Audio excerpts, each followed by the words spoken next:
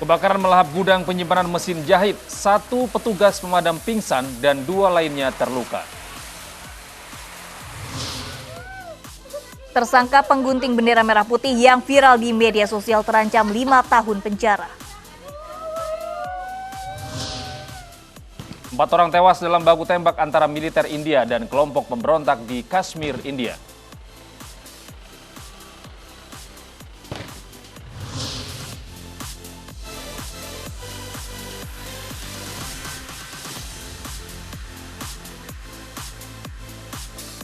Halo, selamat pagi pemirsa. Kami hadir kembali dalam iNews Pagi melengkapi informasi Anda pada pagi hari ini. Ya, selain 3 berita utama tadi, kami juga hadirkan informasi penting lainnya. Bersama saya Gede Satria. Dan saya Danis Anissa, inilah iNews Pagi selengkapnya.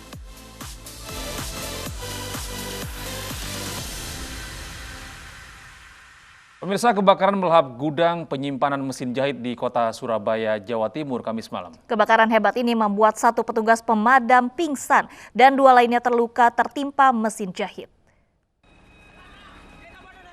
Sebuah gudang mesin jahit di Jalan Veteran Surabaya Kamis malam terbakar. Angin kencang membuat api membesar dan meludeskan semua barang yang ada di dalam gudang. Dalam kebakaran ini, petugas pemadam kebakaran kota Surabaya sempat kewalahan karena besarnya api.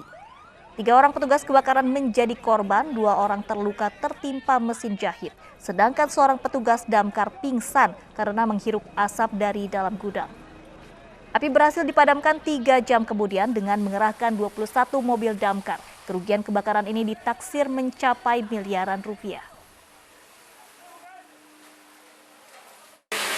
Ada tumpukan mesin jahit, teman-teman lagi melakukan pemadaman. Ternyata ini roboh, mesin jahit yang tumpukan itu sampai tinggi itu roboh. Jadi satu melindungi temannya, ternyata dia juga tertimpa. Pak, ada korban jiwa nggak Pak dalam peristiwa ini? Ada. Sementara itu, pabrik spons atau busa kasur yang berada di Jalan Ciut Lukan, Kecamatan Grogol, Kabupaten Sukoharjo, Jawa Tengah terbakar. Hingga kini penyebab kebakaran masih dalam penyelidikan. Kepulan asap hitam membumbung dari dalam pabrik spons atau busa kasur yang berada di Jalan Ciu Telukan, Kecamatan Grogol, Kabupaten Sukoharjo, Jawa Tengah pada Kamis sore.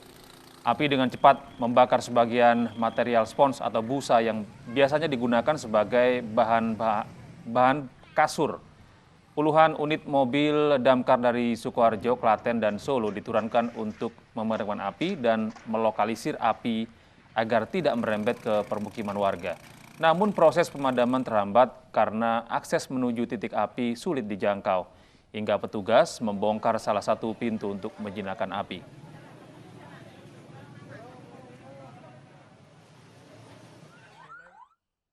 Pasar tradisional Cepogo di Boyolali, Jawa Tengah terbakar malam tadi. Minimnya pasokan air menyulitkan petugas untuk memadamkan api.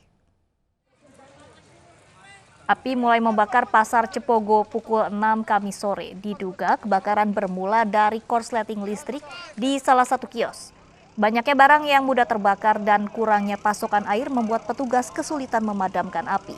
Para pedagang pun nekat menyelamatkan barang dagangannya meski proses pemadaman masih berlangsung.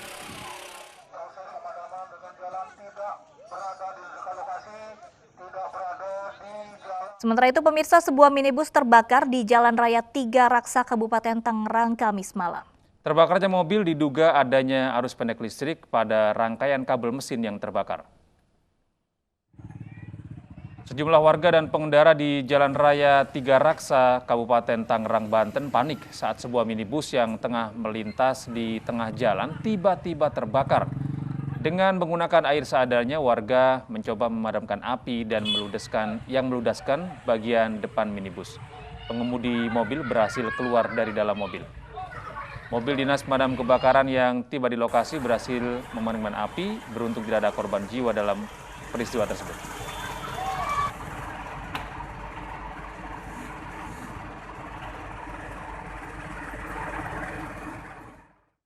Masih dari informasi seputar kebakaran, pemirsa, kebakaran kali ini terjadi di permukiman padat penduduk di Jalan Macini Sawah, Makassar, Sulawesi Selatan. Api baru bisa dipadamkan setengah jam kemudian akibat lokasi kebakaran yang berada di dalam gang sempit.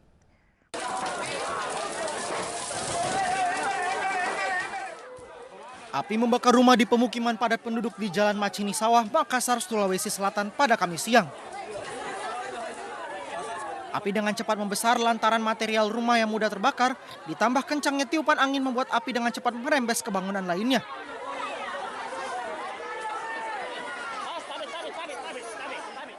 Selain itu, lokasi kebakaran yang berada di gang sempit membuat petugas pemadam kebakaran yang dibantu warga kesulitan menjangkau titik api.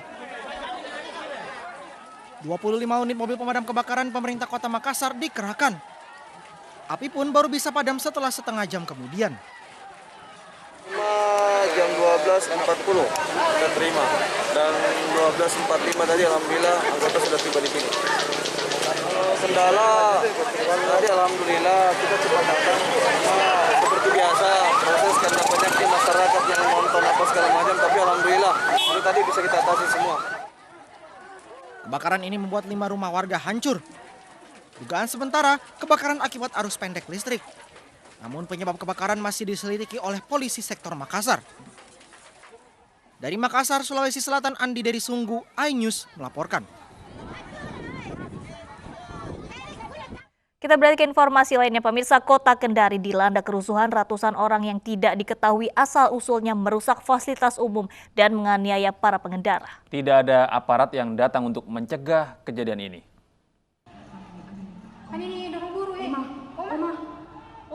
Ratusan orang tiba-tiba melakukan kerusuhan di Jalan MT Haryono, Kota Kendari. Massa merusak lampu lalu lintas serta memecahkan kaca-kaca kendaraan. Kelompok orang merangsek memasuki sebuah pusat perbelanjaan dan membuat para pengunjung panik. Aksi kerusuhan ini viral di media sosial. Juga menganiaya pengendara yang melintas dan mengejar pengendara yang berusaha melarikan diri. Ratusan aparat sudah diterjunkan untuk meredam kerusuhan. Polisi masih mencari tahu penyebab dan identitas para perusuh. Keadaan di Kota Kendari malam tadi telah kembali kondusif.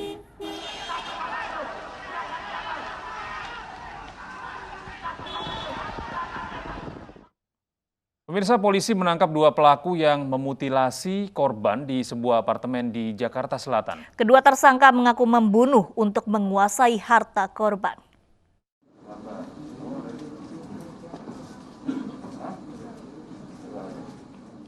Inilah DAF dan LAS, pelaku yang membunuh dan memutilasi Rinaldi Harley Wismanu yang jenazahnya ditemukan di apartemen Kalibata City, Jakarta Selatan. Dari pengakuan keduanya, pembunuhan telah direncanakan untuk menguasai harta korban. Korban dieksekusi di salah satu apartemen di kawasan Pasar Baru, kemudian dipindahkan ke apartemen Kalibata City. Menurut Kapolda Metro Jaya, DAF berperan sebagai eksekutor, sedangkan LAS yang merupakan pacar korban berperan memancing korban untuk bertemu. Karena untuk modus operandi,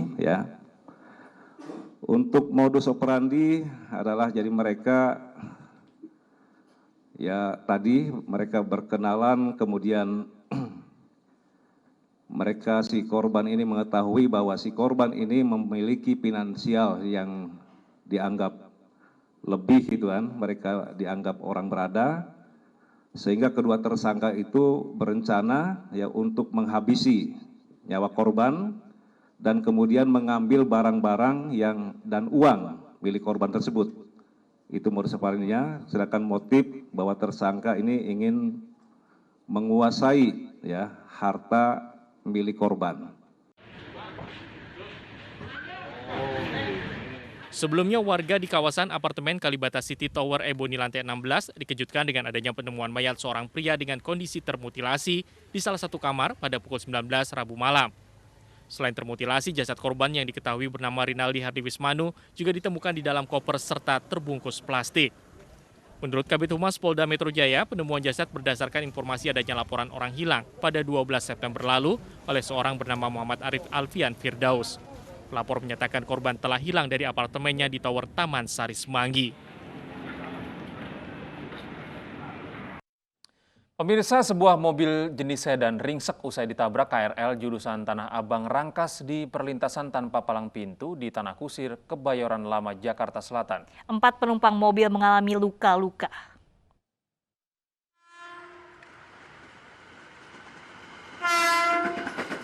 Sedan hitam ini ringsek usai ditabrak KRL komuter lain Tanah Abang Rangkas di perlintasan tanpa palang pintu di Tanah Kusir, Kebayoran Lama, Jakarta Selatan. Mobil awalnya melaju dari arah Bintaro menuju Ulu Jambi. Tidak berhati-hati saat melewati perlintasan, mobil ini langsung tertabrak kereta. Akibatnya, 4 penumpang luka-luka. Masih dan robos langsung ya Bang? Langsung robos sih. Oh, saat itu masih ada penjaga palang pintunya nggak? Nggak ada. Masih nggak ada orang. Jam berapa Bang kejadiannya? Jam 6 lewat. Dari keterangan sopir, dia sudah berhenti, tapi agak majuan berhentinya dari nyenggol itu. Kasus ini ditangani Satlantas Polres Metro Jakarta Selatan. Dari Jakarta, Den Helmi, iNews melaporkan. Pemirsa, seorang pria tega membunuh tetangganya karena terbakar api cemburu. Selain cemburu, pelaku mengaku sakit hati karena sempat diejek.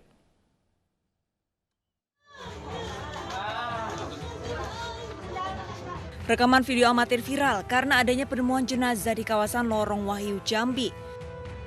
Korban bernama Jakaman Sinurat, tewas dengan 7 luka tusukan.